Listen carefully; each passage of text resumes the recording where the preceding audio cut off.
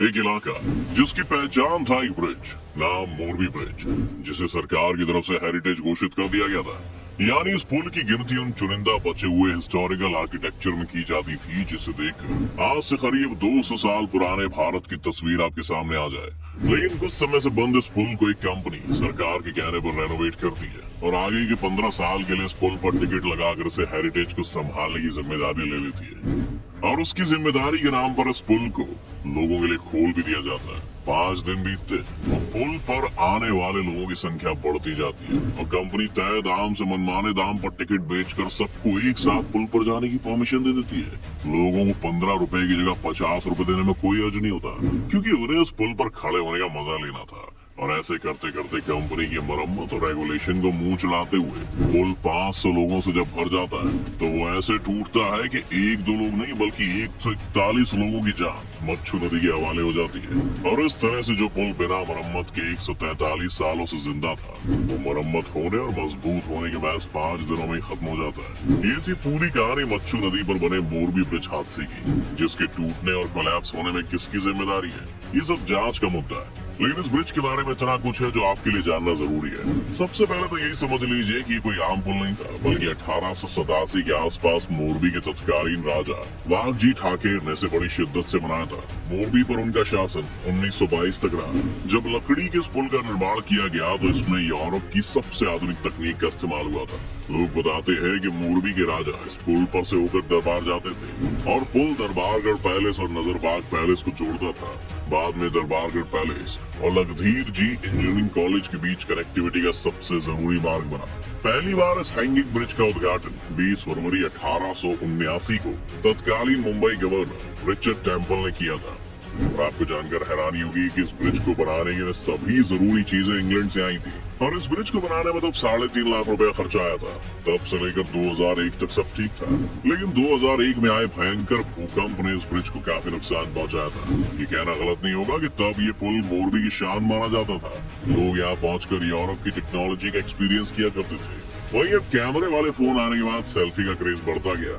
रविवार को लोग घूमने के लिए पुल पर पहुंचे थे, बिल्कुल वैसे ही जैसे आज के समय में ऋषिकेश में गंगा नदी पर बने राम और लक्ष्मण झूला पर लोग तरह तरह की फोटोज खिंचवाते रहते हैं। इन्हीं की तरह ये पुल गुजरात में काफी मशहूर था। ऐसे ऐसे समझिए कि जैसे कोई मोरबी के इलाके में एंटर करता उसे सस्पेंशन ब्रिज अपनी ओर अट्रैक्ट करता था और नदी के किनारे का वो नजारा लोगों को विक्टोरियन लंदन का एहसास कराता था।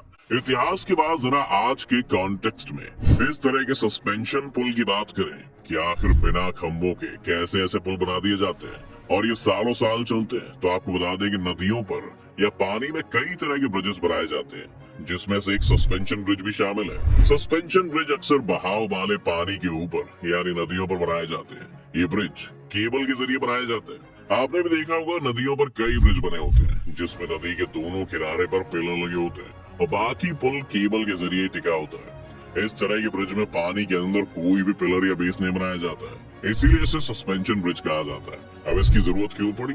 तो इसे ऐसे समझिए कि दरअसल उस दौर में नदियों के जरिए व्यापार पर ज्यादा से ज्यादा जोर दिया जाता था, इसीलिए पिलर वाले पुल ना बनाने का एक ये बड़ा फायदा होता था।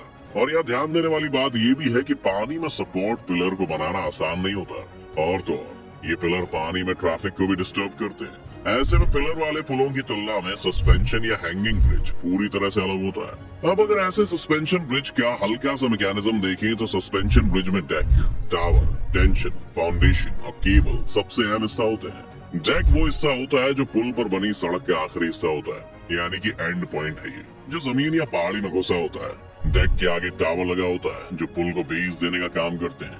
ये दोनों किनारे पर बने होते हैं। इससे ही पुल का टेंशन दोनों किनारों को जोड़ता है। जिससे ये टेंशन वर्ड से परेशानी हो रही है उसे बता दें कि वो तार होता है जो एक टावर से दूसरे टावर से बंधा होता है। इससे ही केबल लगे होते हैं जो पुल की सड़क को टेंशन से बांधे रखते हैं। ऐसे में इन सभी को मिलाकर एक पुल बंद कर बनता है और ऐसा ही कुछ इस पुल के साथ भी था दोस्तों।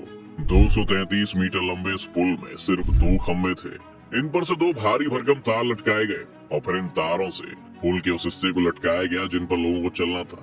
बताते हैं कि यूरोप की अत्याधुनिक तकनीक से इस पुल का निर्माण किया गया था। लोग इस पुल को देखते और हैरत करते क्योंकि इन पुलों के बीच में कोई खंभा नहीं होता था और जो हवा में हौले हौले झूलते भी थे लेकिन कभी भी टूटते नहीं थे। लेकिन उस दिन लोगों के बढ़ जाने से और एक साथ इतने लोगों के कदम ताल की वजह से इस ब्रिज के टूटने की सबसे ज्यादा संभावना जताई जा रही है। अब इसे थोड़ा डिटेल में समझे तो आपने कभी ना कभी ये तो सुना ही होगा कि किसी भी ब्रिज पर सेना के जवान कदम मिलाकर मार्च नहीं करते हैं।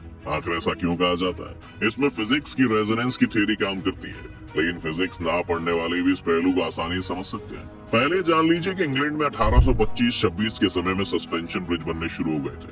5 साल बाद ही ब्रिटिश सेना की एक टुकड़ी पुल से होकर गुजरी और ब्रिज ढह गया। सेना ने आदेश जारी किया कि पुल पार करते समय जवान अब मार्च नहीं करेंगे। 1850 में ऐसी घटना फ्रांस में घटी। वहाँ भी जवान एक सस्पेंशन ब्रिज से होकर गुजरे और पुल टूट गया। बता दें कि इस हादसे में बड़ी संख्या में जवानों की मौत हुई। वजह तलाशी गई और फिजिक्स ने रहस्य खोला। इस एक आम उदाहरण की मदद से समझे तो घड़ी का पेंडुलम तो आपने देखा ही होगा। बराबर समय में रिपीट होने वाली प्रक्रिया पर आपने शायद गौर भी किया हो।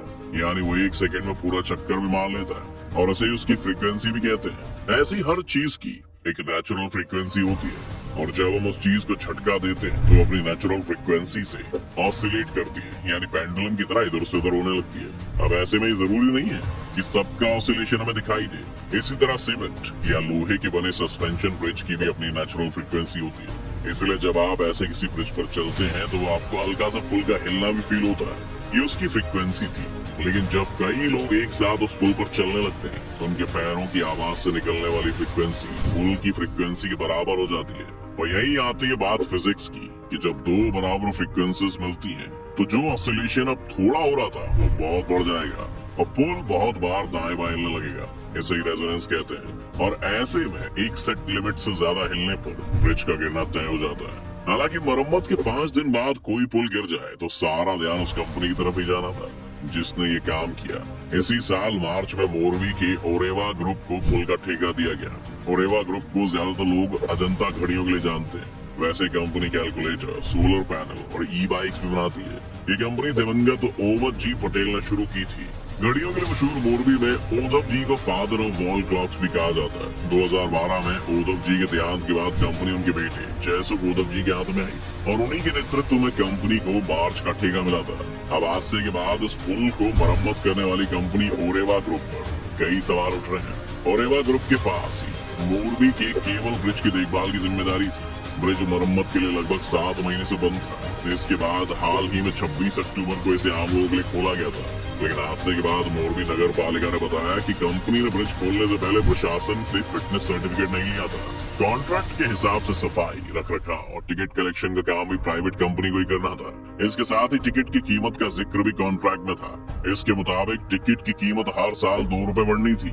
यानी पहले साल में टिकट की कीमत 15 रुपए, दूसरे साल में 17 रुपए, तीसरे साल में 19 रुपए। लेकिन ये सिर्फ कहने वाली बात थी, क्योंकि लोगों के भीड़ को अपने पैसों के लिए यूटिलाइज करने वाली इस कंपनी के ऊपर ये भी आरोप लग रहा था कि इनके लोगों ने उस दिन टिकट को 50 रुपए में बेचना शुरू कर दिया था। और ऐसी किसी भी लापरवाही को रोकने के लिए वहाँ पर कोई प्रशासन के हाथ में नहीं था। इस हादसे के बाद से ये बात आने वाले इतिहास में इस ब्रिज के नाम से याद की जाएगी कि लोगों की जान कितनी कीमती है और जरा से कंपनी के फायदे के चक्कर में कैसे करीब 150 लोग अपनी जान से हाथों बैठे। वैसे इसके साथ ही सोशल मीडिया पर एक वीडियो भी वायरल हो रहा है जिसमें बताया जा रहा है कि कुछ ओवर एक्साइटेड लोग इस ब्रिज को जानबूझकर जोर जोर से हिला रहे थे। इसीलिए पुल तेजी से हिलता हुआ नीचे गिर गया। आपको क्या लगता है इस मामले में किसने ज्यादा लापरवाही की, लोगों ने या कंपनी ने?